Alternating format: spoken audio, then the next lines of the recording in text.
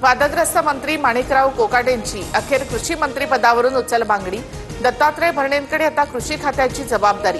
कोकाटेंची मंत्रिपदावरून गच्छंती न झाल्यामुळे विरोधकांनी सरकारवर जोरदार टीका केली। कृषी मंत्री पदाची ऑफर अजित पवारांनी सर्वात आधी मला दिली, मात्र कृषी मंत्री ग्रामीण असेल तर जास्त न्याय देईल अशी मी भूमिका घेतली। कोकाटेंच्या खाते बदलानंतर भुजबळांचा गौप्यस्फोट। चौफुल्यामधील गोळीबार प्रकरणावरून अजित पवारांचा इशारा। कुठे चौफुल्याला जाऊन तडफडू नका।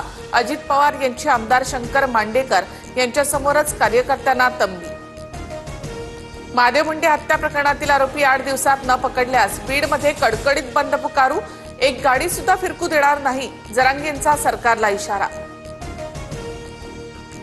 महादेव मुंडे हत्या प्रकरणात बीड पोलिसांनी 5 जणांना ताब्यात घेतलं।